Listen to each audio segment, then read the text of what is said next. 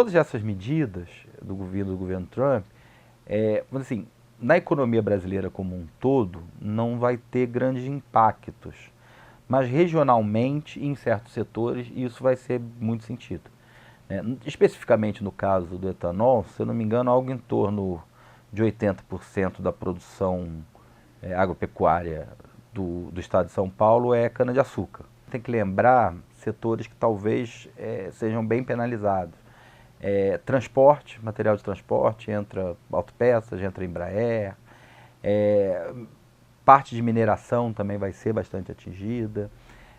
Alguns segmentos da indústria química que também exporta para os Estados Unidos e alguns segmentos de bens de capital, principalmente maquinário, que também tem no mercado americano um mercado importante. Esses provavelmente, assim como o aço, que é um caso que a gente já discutiu, né, que vai entrar no regime especial de sobretarifação dos Estados Unidos, também é vamos dizer assim, um setor que vai sentir talvez bastante o peso dessa mudança de tarifas. Acontece o seguinte, que a forma como isso foi calculado, né, independente dos detalhes técnicos, criou uma situação em que os países asiáticos que têm menores custos e que receberam ao longo, vamos dizer assim, da última década, bastante investimentos vindo das economias asiáticas mais desenvolvidas, como Coreia, China, Japão, e absorveram uma capacidade produtiva vinda desses países asiáticos, que está baseado basicamente em certas vantagens de custo, sobretudo vantagens de custo de trabalho. Então, esse processo ao longo das décadas, né, que primeiro foi, vamos dizer, uma exportação de capital do Japão para a Coreia, depois da Coreia para a China, depois da China para o Vietnã, isso foi organizando uma espécie de divisão regional do trabalho na Ásia, uma divisão de tarefas que a gente chama de fábrica asiática. Quando ele fala que ele vai tarifar o Vietnã em 38% ou 40% e a China em 34% e a Coreia um pouco menos, o que ele está fazendo é desfazendo certas vantagens competitivas que serviram para se basear justamente nessa divisão de tarefas entre as economias asiáticas. Isso vai produzir, se for levado a cabo, uma necessidade de reestruturar as cadeias produtivas na Ásia. Para onde essas empresas vão? Para lugares que, primeiro, tenham essas mesmas vantagens competitivas, ou seja, tenham custos baratos, sobretudo custos laborais, custos de trabalho barato, assim como outros custos industriais que são relevantes, energia, água, etc., e que estejam naquele patamar de tarifas mais baixas colocadas pelo Trump. Um telefone celular desse, ele é montado a partir de um monte de kitzinhos, né, de insumos, de placas, de componentes microeletrônicos. Esses componentes vêm de uma série de países, que por sua vez recebem microcomponentes para esses componentes que também vêm de uma série de países. Esse processo foi um processo que começou ali no começo dos anos 80, e prosseguiu e foi ganhar força principalmente no começo dos anos 2000. Ele é baseado numa divisão internacional do trabalho por tarefas a depender das vantagens relativas que tem cada economia. Se você pensar que muito desse processo foi capitaneado justamente por empresas norte-americanas, como a Apple, mas, por exemplo, esse tipo de montagem é muito comum na indústria de tênis e mesmo têxtil, tudo isso se reflete em um impacto nos custos de montagem, na forma como isso vai ser organizado. Então, num primeiro momento, a situação para essas empresas que atuam dessa forma, né, vamos dizer assim, globalizada, é um tanto preocupante. Quase todas essas empresas que atuam nesse tipo de montagem sofreram muito com a queda das ações de hoje. Tanto a Apple, mas se você pegar a Nike também, quer dizer, uma série de empresas que estão, vamos dizer assim, que têm as operações muito baseadas nessa fábrica asiática, elas vão sofrer muito impacto em termos dos seus custos. O Brasil está nesse patamar de 10%. Mas a gente pensar que isso automaticamente torna o Brasil, né, vamos dizer assim, coloca o Brasil numa posição privilegiada, tanto para receber esses investimentos de montagem de certos bens industriais para exportação, quer dizer, que isso vai favorecer uma inserção do Brasil nas cadeias de valor a partir disso. ou que o Brasil vai ter capacidade de penetrar nesses mercados, isso depende de um monte de coisa, né? Primeiro, do patamar de custos da economia brasileira. A gente já é um país que tem custos internacionais não muito baixos, e a gente é um país que, com o passar do tempo, abriu mão de fazer política comercial e política industrial. Então, para a gente reagir a isso, e todas as economias, aí acho que é a grande questão, quer dizer, essas economias que vão perder mercado, ou vão perder participação nas cadeias produtivas, elas provavelmente reagirão de algum jeito. Elas não vão ficar assistindo imóvel a todas essas mudanças.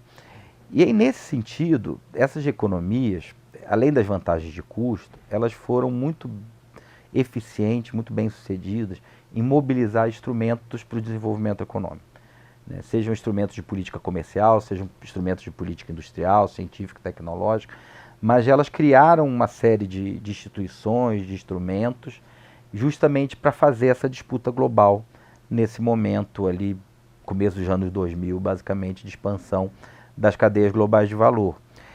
O Brasil se posicionou muito mal nisso, abriu mão de uma série de instrumentos desses, diminuiu uma série de instrumentos desses. Então, tem um conjunto de efeitos que é difícil de mapear, que são vastos, que vai depender de como isso vai prosseguir e que, vamos dizer assim, torna esse olhar de que, ok, isso é uma grande oportunidade para a indústria brasileira, eu acho que um tanto otimista. A prática de política monetária no Brasil, essa dimensão estratégica do ponto de vista de política comercial, ela não existe. Então, novamente, mostrando como é que o Brasil ainda não entendeu muito bem que, de certa forma, os anos 90 acabaram. A gente não vive mais, vamos dizer assim, numa globalização aberta, o mundo está entrando num novo processo, numa nova etapa, e uma guerra comercial generalizada, por exemplo, a gente não tem uma série de instrumentos, e um deles é a política cambial. Muitas dessas economias asiáticas fazem política cambial ativa, né? Elas perseguem uma determinada meta de taxa de câmbio relacionada ao dólar. E isso está relacionado com o esforço exportador dela, e isso pode ser usado. Muitas dessas economias asiáticas praticam ou câmbio fixo ou uma flutuação que a gente chama de suja, quer dizer, onde há o intervencionismo estatal frequente para manter, de certa forma, uma certa desvalorização relacionada ao dólar. Esse é um cenário que pode se acirrar. Não tem nada que diga que isso não possa ser usado como um instrumento de disputa comercial por conta dessas economias. O Brasil ainda tem um conjunto de instrumentos que sobrou, vamos dizer assim, da era desenvolvimentista. O principal deles é o BNDES. Então, o BNDES é um instrumento que passa, num cenário de disputa comercial global, a ter uma importância imensa. Primeiro, porque pode subsidiar crédito para exportação, pode financiar exportadores, pode financiar compradores internacionais de bens brasileiros. Então, você pode usar os instrumentos que o BNDES tem, por exemplo, para posicionar o Brasil de forma melhor nessa disputa comercial. Mas se você pega uma economia como a coreana, só para a gente pegar alguns exemplos para a gente entender do que a gente está falando, a gente está falando de uma economia que, se eu não me engano, tem algo em torno de 7 bancos públicos de desenvolvimento. Então, se a gente tem um, eles têm 7. A gente gasta atualmente, se eu não me engano, 1 e pouco por cento do PIB em gastos relacionados à pesquisa e desenvolvimento tecnológico de inovação, que é um indicador importante de competitividade internacional. Então, se a gente gasta 1 e pouco por cento do PIB, a Coreia gasta 4. A China gasta 3 de um PIB imenso.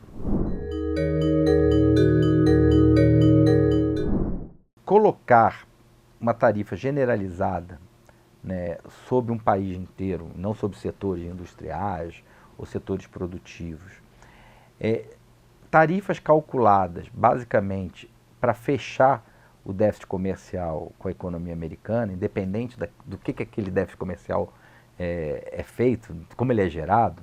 Porque, por exemplo, se a gente pensa, um exemplo bom para a gente pensar, por exemplo, no caso brasileiro. Se a gente pensa em Embraer, a Embraer é uma grande exportadora. Ela comanda uma etapa do processo produtivo, que é a montagem final da aeronave, onde você concentra a maior parte do valor adicionado.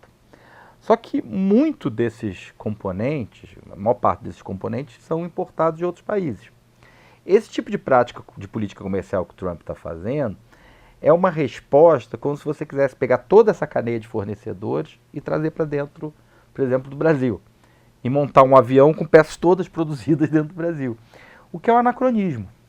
Né? Assim, a indústria mundial não funciona desse jeito há pelo menos uns 30 anos.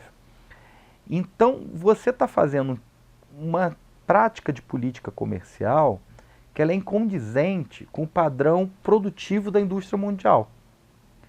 Então, a chance disso ter uma repercussão positiva, eu sou um tanto cético enquanto a isso. Assim, como é que... Porque, de certa forma, é querer voltar a um padrão de produção que a gente tinha no Fordismo.